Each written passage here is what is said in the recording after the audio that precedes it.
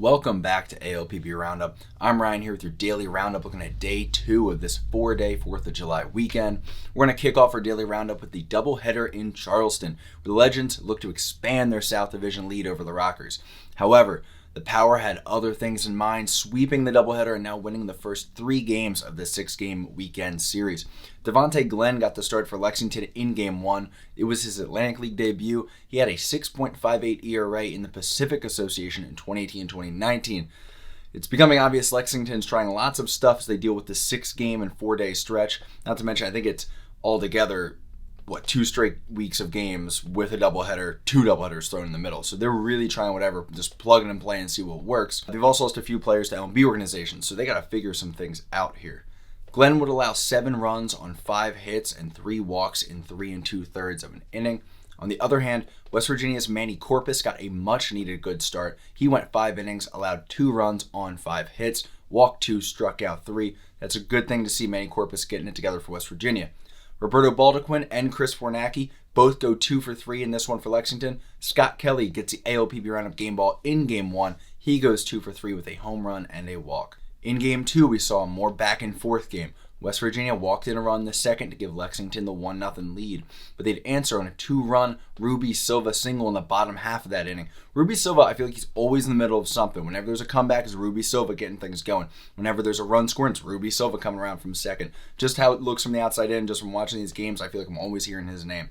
Anyway, after the Power opened up a 3-1 lead, Keon Barnum leapfrogged the Legends back into the lead with a 3-run homer in the top of the 5th. West Virginia fought back as Game 1 player of the game, Scott Kelly, answered for West Virginia with a solo home run to tie it up in the bottom of the 5th. This 7-inning game would have had 2 extras. Gene Maki, how are you going to deal with the zombie runner, bro? Strike out the side. Done. Bottom of the 8th. Reimer Liriano leads off the bottom half with an RBI single, bringing home zombie Jimmy Paredes. Game over. Power win. A string of pitchers were used to get the win in this one for West Virginia, while Henry Owens got the start for Lexington. Owens struggled as he went 5 innings, allowed 4 runs on 7 hits, 2 walks, 8 Ks. He's struggling to get that consistent outing going this year. He'll have good start, okay start, good start, okay start. So keep an eye on Henry Owens trying to be that ace of this Lexington staff moving forward here. Offensively, we're keeping an eye on Keon Barnum. He's kind of got the same vibe going. He's just doing all he can to get hot and stay hot for Lexington. For West Virginia, Alberto Callaspo, he went 3 for 3 with a double. But the game ball goes to the man who walked it off, Reimer Liriano, 2 for 3 with a walk and that clutch walk-off single in extras.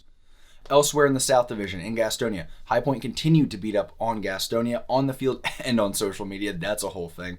The game was close until the 7th when High Point would break open the 4-4 tie by sending 13 men to the plate in a 7-run inning.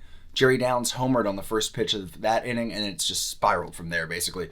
By the time the game was over, it was a position player on the mound, position player pitching. Miles Williams, he only allowed 1 run and 2 hits in the 9th, so good for Miles Williams.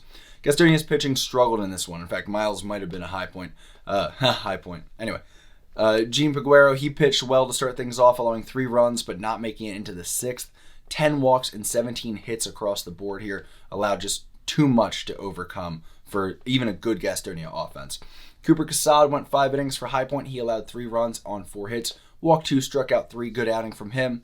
The Rockers bullpen went 4 innings, allowing just 1 run on 2 hits, looking very good. Clark, Povsey, and Hennessy, they wouldn't even allow a hit after the 6th inning, shutting it down.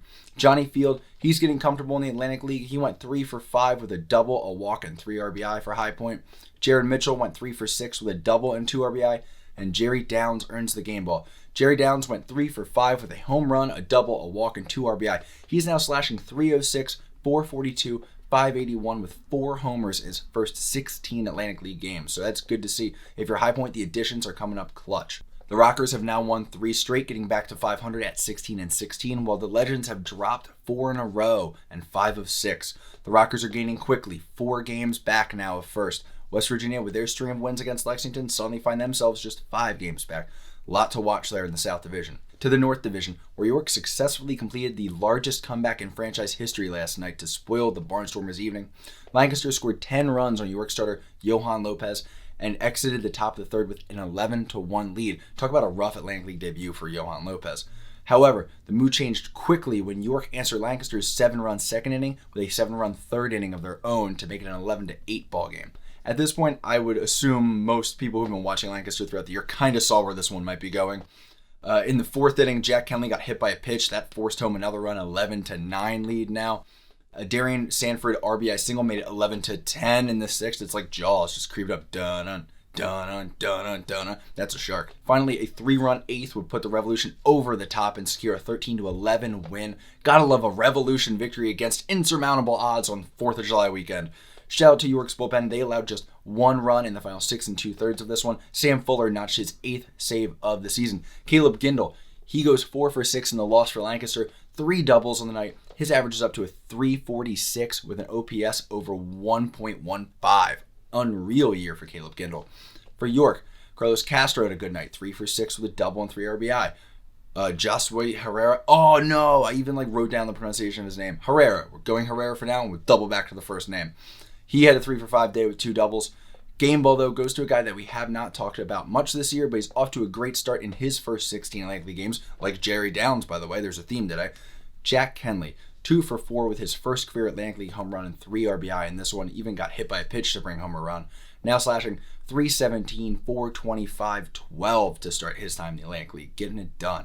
We had another walk-off win tonight on Long Island where the Ducks worked to keep the Blue Crabs within striking distance for the first half championship. Southern Maryland jumped out to a 3-0 lead with the help of Daryl Thompson pitching 5 shutout innings. However, the Ducks finally got to Thompson in the 6th, racking up 4 runs and knocking the veteran righty out of the game.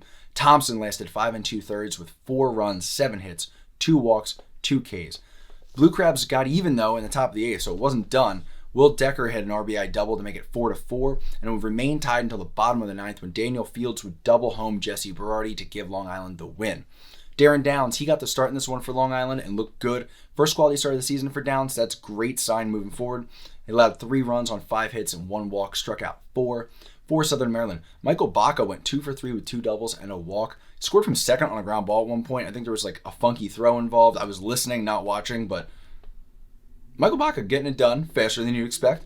This is a bit different, but I'm going to go ahead and give the game ball in this one to Michael Tonkin. Tonkin threw a perfect inning in the 3rd with 2 Ks to get the win. His ERA drops to .64. Got a .786 whip. Michael Tonkin is a bad sign for any batter at this point. The Ducks are now just a half game behind the Blue Crabs with 2 to play in this series. Lancaster is 2 behind Southern Maryland, with York an additional 2 games behind them. That's going to do it for a daily roundup today. I'm probably going to post some projections, as I said, sometime this weekend for the season. Now that we're more than halfway through the first half of this thing, we're getting close to crowning a first half champion, by the way. So these games are very meaningful that we're watching. Ton of good Atlantic League action. Enjoy it. Enjoy your weekend. Don't blow your fingers off unless you're one of those people who sell fireworks middle of the day. You deserve to lose a finger or two. Just to remind you, that's dumb. I'm Ryan from LPB Roundup. Have a good one.